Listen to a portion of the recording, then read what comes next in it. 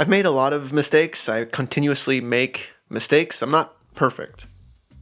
But that doesn't mean I'm going out and trying to make mistakes on purpose and that I enjoy making mistakes. It's not pleasing, it's not fun, in the moment, it totally sucks. Now that isn't to say it's not important to make mistakes so that you can learn from them, but in this video I want to go over a few of the ones that were simply hindrances and definitely hurt my career so that you don't have to make them yourself.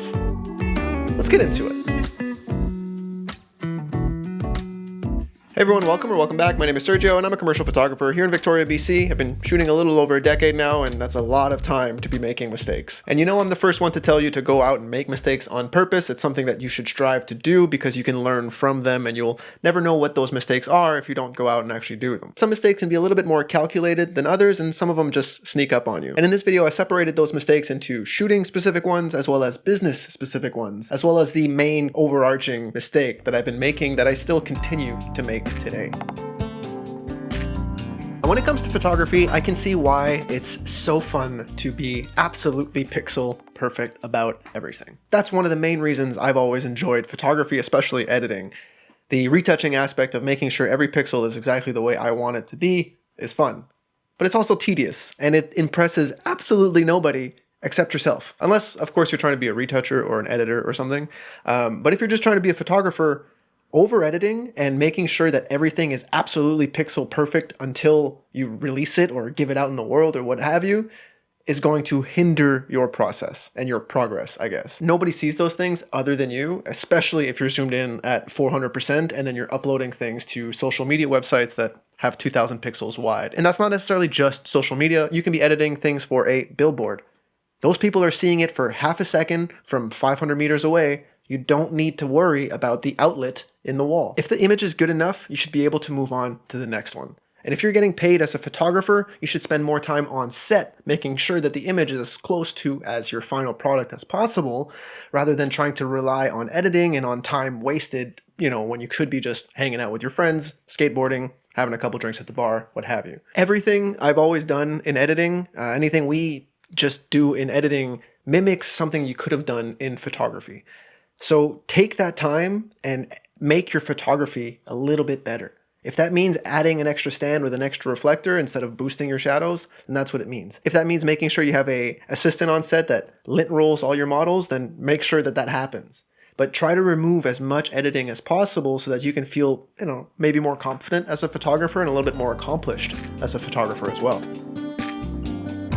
Another mistake I've constantly made is, I love gear. I love obsessing over all the tiny little nuances and details, but 9 times out of 10, people just want you to shoot something that looks cool. And if that means getting a boring camera and a boring flash setup that you always use, that you're used to using, then so be it. You're not impressing anybody but yourself and maybe a couple of your friends with all of these new fancy pieces of equipment. If that piece of equipment is helping you tell your story, go out and get it. Perfect. I love that. But if you're obsessing over gear and trying to come up with reasons to use it when it's just sitting and collecting dust in your bag, it's not doing anything for you. Take that money and reappropriate it somewhere else. I'm not telling you not to spend that money in photography. Take that money and spend it into something that you're actually going to use. Like if you have $5,000 to spend, instead of buying that new camera that's just replacing something that you already have, why don't you spend $5,000 on something you don't have that would give you more and more things that you can do?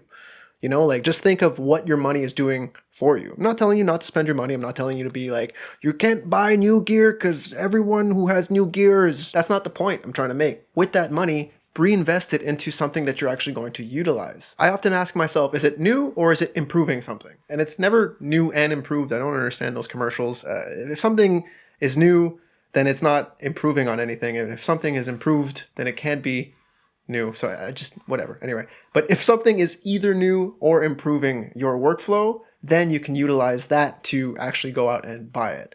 If it's new and it's giving you something completely drastically different, awesome. That's a good thing. If it's improving something that you already have and just replacing something you already have, how much is that extra little thing giving you? What is it actually worth? Is it worth that $5,000 price tag, or is it worth that $28 price tag? Whatever the price actually is, all those little dollars, they add up eventually. As a commercial photographer, someone who makes money with photography, I have to keep my dollars. I have to pinch all of my pennies. And making sure that I have enough money for next month and the month after is much more important to me than having 18 new cameras and all of the new lenses that come out and all of that. I'm much more content getting the job done and making sure I can still sleep tomorrow than making sure I have all of the L lenses that Canon produces. I'm not saying I wouldn't want all of the L lenses that Canon produces, but I don't need them, at least not now in my career. As a good little segue towards the business side of photography, I have a hard time, and I've always had a hard time, budgeting and keeping a bijou. One bark, just one bark. Interesting. I've always had a hard time with budgeting and keeping track of all of my receipts and all of the things that I'm actually spending money on. If I get to break even with a camera in my hands, you know how happy I am? You know how happy I've always been my whole career? So any money that has left over or any money that is like on top of the budget that I need for whatever so-and-so shoot, it's like super gravy. And I'm like, oh man, this doesn't even exist. It's in, out, and the other. And I'm not telling you that that's a good thing. Don't do that, okay? These are personal mistakes that I've made that I don't want you to make. What I'm saying is that I'm so content with just having the camera in my hands that I forget about the fact that I'm a business that gets to take pictures. I'm not a photographer that makes money on the side. I'm a business that has to eat. So it's important to budget, and it's important to make sure you know how much money is coming in, how much money is coming out. And I know it's hard to even know how much money is coming in this world of like uncertainty and all that. But if you can minimize how much money is coming out, it doesn't matter as much how much money is coming in. At least not on a week-to-week basis. If you can spread out and zoom out a little bit and look at it over a year-to-year basis, you can be like, oh, okay, actually, it's not so bad despite these slow periods here and there. The main real huge problem, mistake, something that I still struggle with to this day is just not putting myself first. And I know that I love my business and I want my business to thrive because in my head, if my business thrives, then I'll thrive. The thing is, if I don't thrive, then my business will never thrive. And that's the same thing with any other aspect or component of your life. It's not just photography. It's not just freelancing. It's being a human being. The more content you are, the more contentness you radiate outwards, and the more things just find you in a positive way. And it's hard to really think of it like that. And it's hard to really be like, oh, well, putting all my eggs into luck, I guess. But you need to put yourself out there and you need to put yourself in that availability in order for it to reach you. I'm always the one who's like, oh, well, I can take the hit on this. I can take the hit on this. Or it's okay. I'll sleep a little bit less, or I'll go out to eat a little bit less, or I will do this a little bit less. And realizing that over time, after 10, 12, 15 years of doing the same thing, it gets a little draining on you. And you forget that like, oh yeah, I'm a person showing up to these photo shoots. And if I don't put myself first, then by the time I do get a booking and by the time I do have everything that I'm dreaming of, I show up and I can't even do anything properly because I'm stressed out and anxious and X, Y, and Z about all the other things that are going on in my life that I'm not dealing with or content with or whatever.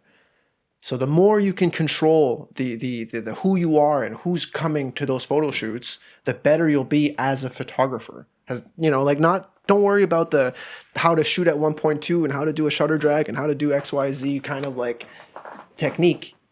Worry how to be a good person and worry about how to show up on set happy and content every time so that you can just attack your photo shoots with everything you've got.